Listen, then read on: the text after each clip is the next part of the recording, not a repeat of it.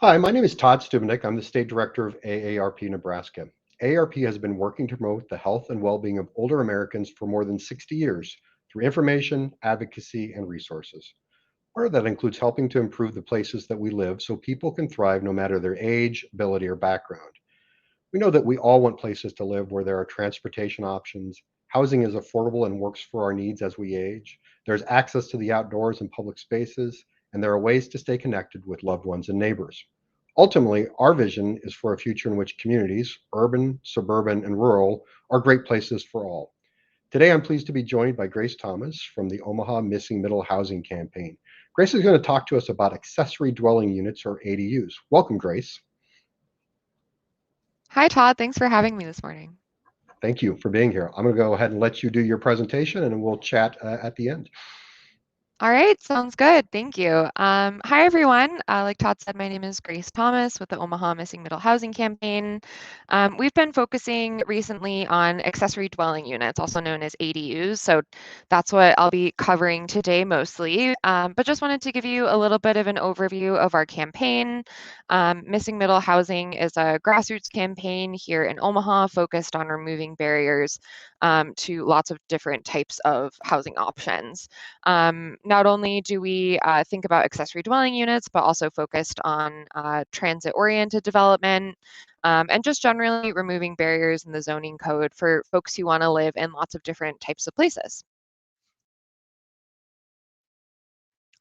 I always like to start by defining ADUs. These homes have lots of different names that you might have heard.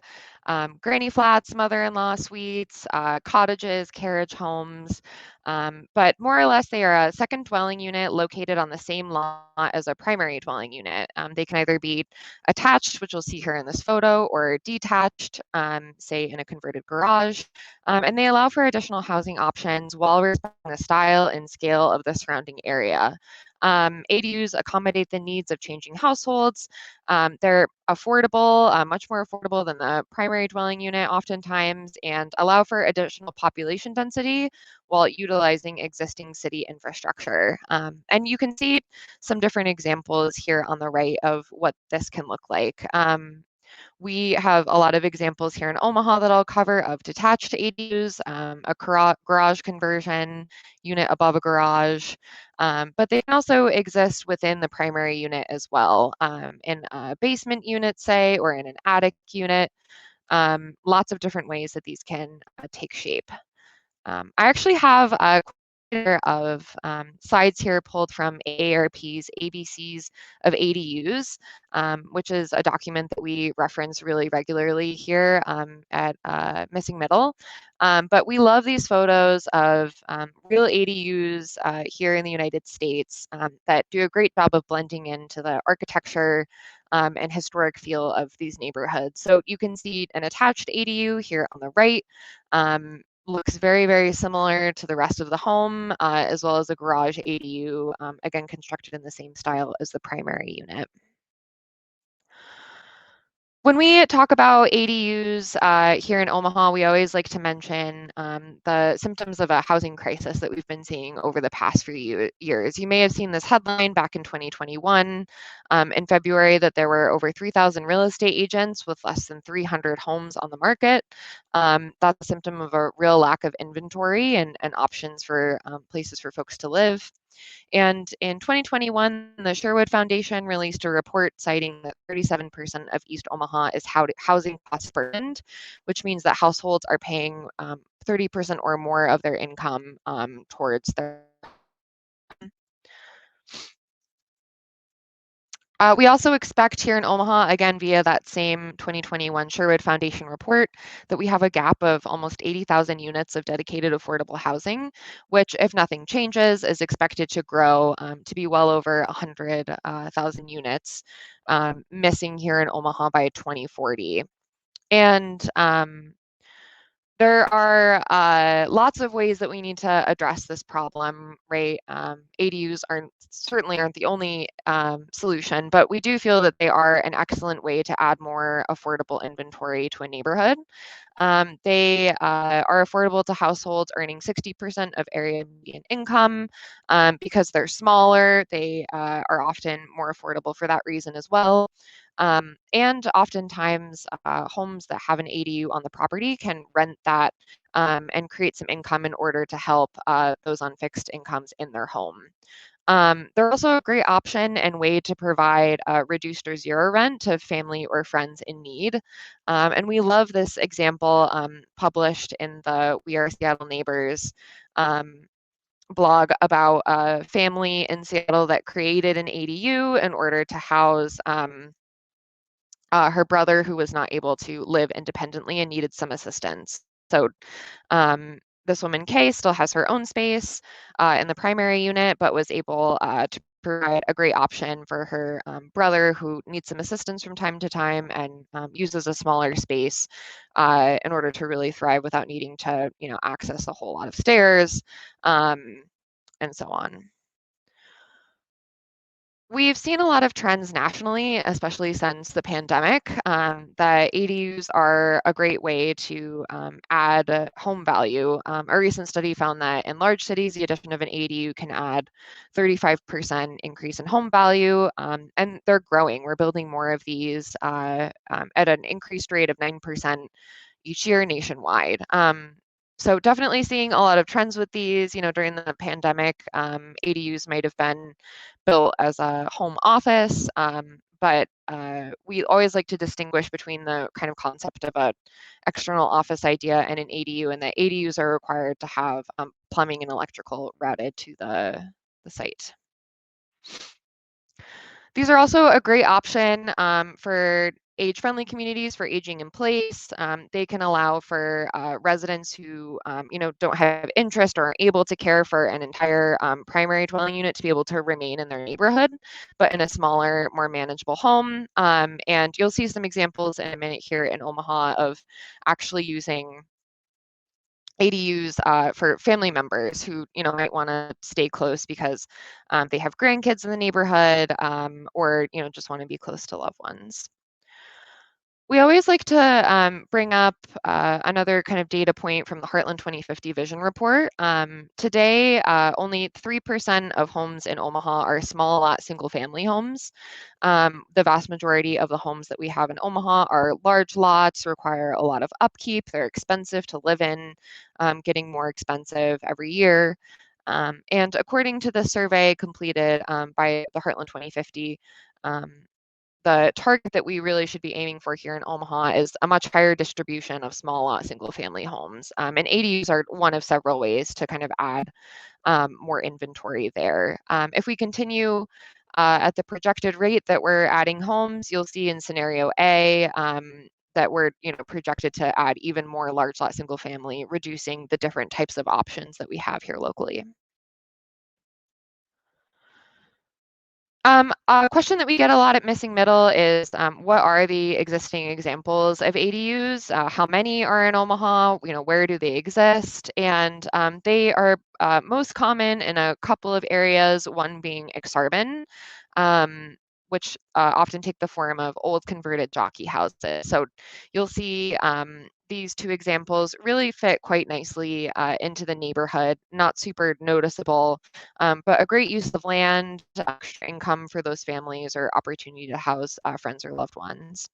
And then the other examples that we have are more in the Benson area.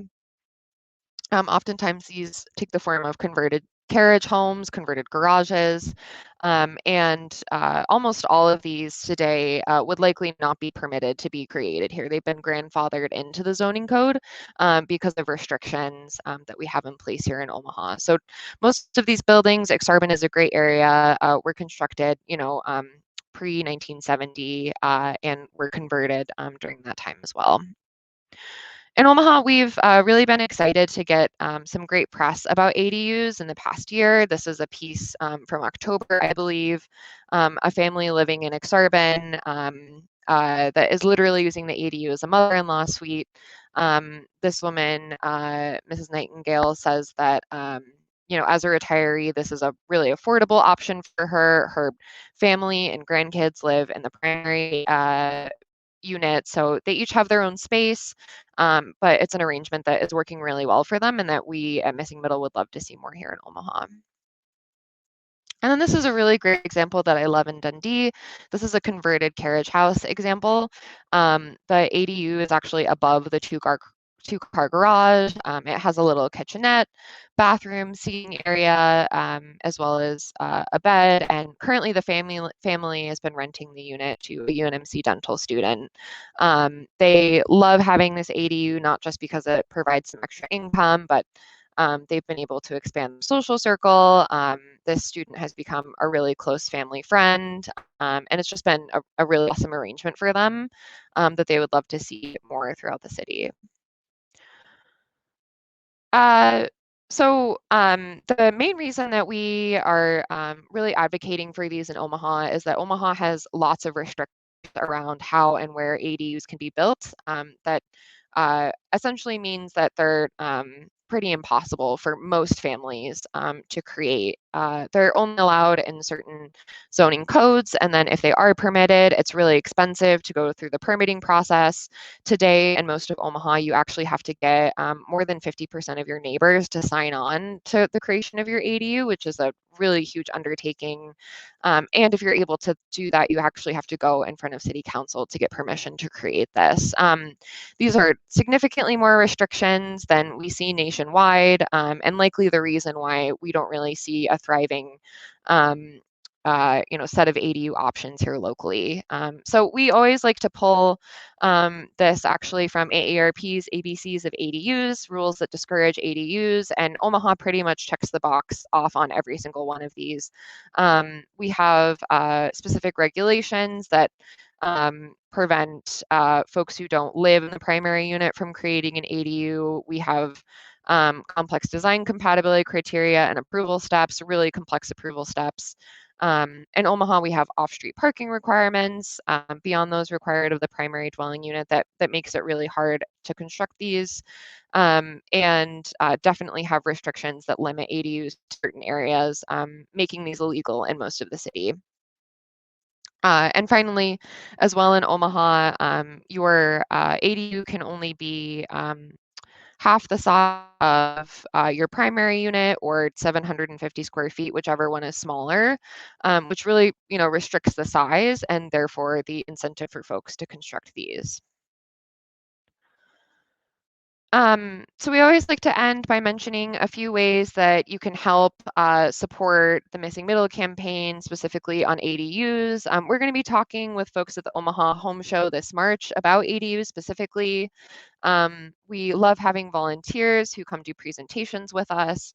And currently, we are completing an effort going around to different neighborhood associations in Omaha and asking for them to sign onto a petition letter requesting that the city of Omaha reduce some of these zoning code restrictions.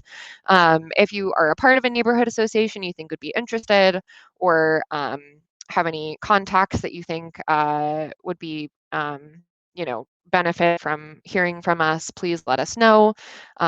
One of our missions here at Missing Middle is to do education throughout Omaha about different types of homes. So we love giving presentations to different organizations, and are also really lucky to have a great list of supporters of organizations here locally, including AARP. So with that, I think, yeah, I'd love to take any questions, have a little bit more of a conversation about ADUs here in Omaha. Thank you, Grace. That was great. Listen, when I go out and talk about ARP being involved in issues like missing middle housing or ADUs, I get curious looks about where is the interest for AARP. And for our perspective, what we know from people age 50 plus is the number one thing they want is to age in place and to stay in their homes or the lowest level of care as long as possible. And so, for that to happen, that means they have to have appropriate housing as they age. And sometimes that's not the large single family home perhaps they raise their kids in. So, for us, ADUs are one of those solutions in the fact that those can be a great source of income for folks as they age.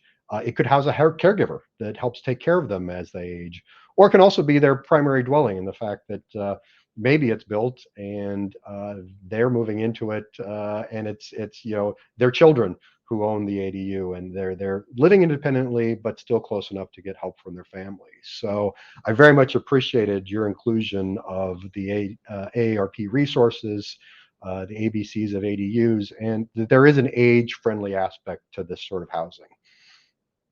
Yeah, absolutely. We actually have a really dedicated volunteer named Mike who wanted to build an ADU on his property for his mom, who wanted to stay in the Ponca Hills area, be close to her family, and just needed, a home of a more manageable size. But due to the restrictions that we have in our zoning code today, he was unable to create that in time to care for his mother. So yeah, we have lots of volunteers who are really passionate about this, really pressing issue of being able to provide options for their aging families in particular. And speaking of zoning, if I'm in Omaha, how do I know if the land that I have is zoned to be able to construct an ADU? Yeah, unfortunately, it's a pretty complicated process. We're hoping that the city is going to create some documentation to kind of help guide folks through this process. But I would recommend leveraging the Douglas County GIS website that has a zoning map overlay. There are really two things that you want to look out for. The first is if your home is in the transit-oriented development zoning overlay, which is a really fancy acronym TOD for land that was rezoned in the past couple of years here at Omaha along the Omaha bus rapid transit line, the Orbit route on Dodge. Omaha actually allows for ADUs in that zoning overlay with less restrictions than it does in the rest of the city. So that's a great opportunity. We actually haven't had any homeowners in that area take advantage of those changes and construct an ADU, but would love to see more of that. You can also go on to the City of Omaha's website and Google transit-oriented development. They have a presentation that has kind of the outlined area there for folks. And then the other place I would recommend looking is the Douglas County's GIS website with that zoning overlay that I mentioned. What you're looking for is if your home is zoned as residential 4 or greater. If it's in that R4 or greater, ADUs are allowed, and if not, your home would not qualify to construct one of those here in Omaha today. Great, thank you. So you're out talking to a lot of folks in the community about ADUs. What are the concerns that people bring up to you when you're going out and introducing this concept of ADUs to folks? Yeah, that's a good question, and it really varies by neighborhood. We have some neighborhoods that have seen a lot more development and have a real lack of parking that they used to several years ago. Um, that's one of the things that we would really like to see as missing middle is relaxation in the parking requirements for ADUs. So something that we always like to mention is that typically we're just adding one, maybe two people to these units. And right now, ADUs are mostly allowed near transit. So the hope is that, not too many cars would need to be added. But we also like to bring up that ADUs are a form of what we like to call gentle density. Right? So we're not building large apartment units that are really going to add a huge parking crunch. More than likely, you'll have less than one ADU constructed per block. So that really shouldn't become much of an issue. And that's kind of what we've seen in other cities. Additionally, a concern that we hear is a concern about absentee landlords creating these ADUs, renting them out, and then really not taking care of them. Um, at Missing Middle, we are really supportive of code enforcement, making sure that our city has a robust code enforcement department that can go out, check on the infrastructure cleanliness of these units, and we see that as a solution to the kind of absentee landlord concern as well. Your presentation did a really good job of laying out the things that can be restrictive. So whereas yes, they're allowed, but there are so many steps that it becomes almost prohibitive to do it. What's keeping Omaha from adopting a less restrictive code and when it comes to ADUs? Yeah, so a lot of times when we go to other neighbors, Just hear a lot, well, why doesn't the planning department just make these changes to allow for these? And in order for that to happen, it really requires political will and for residents of Omaha to really stand up and say that this is something that they would like to see changed. That needs to then trickle its way up to either the mayor or the city council, who needs to request that these changes be made for lots of really great reasons. There are lots of processes that cities go through to change their zoning code. So it's not quite as simple as just making a few rewrites. It definitely requires getting folks throughout the city on board, which is why Missing Middle is really passionate about going into neighborhoods, talking with residents, hearing concerns, and really trying to drum up support for these great options. Okay, so where can people go to learn more about the Omaha Missing Middle Housing Campaign, to join your efforts, to learn more? Where can they get more information? Yeah, so we are online at missingmiddleomaha.com. You can also shoot me an email at missingmiddleomaha@gmail.com. And we have weekly meetings on the first Tuesday of the month. They're virtual right now. And like I said, you can also catch us at the Omaha Home Show in March. So we're really excited, hopefully, with the warmer weather to be able to be out in the community more, talking with more residents about these structures. But would love to hear any stories that your followers have about ADUs, their desire for more ADUs. If they're interested in supporting, feel free to reach out to me via that email, and I'd love to have a conversation. Great. Grace, thank you very much for joining us. Very informative. Grace had mentioned the AARP ABCs of ADUs. You can find that online if you go to aarp.org/livable-communities, or certainly reach out to us here at the AARP Nebraska office and we can get you a hard copy of that as well. So on behalf of AARP Nebraska, thank you for joining us today. And we appreciate you being with us, Grace. Thanks so much for having me, Todd.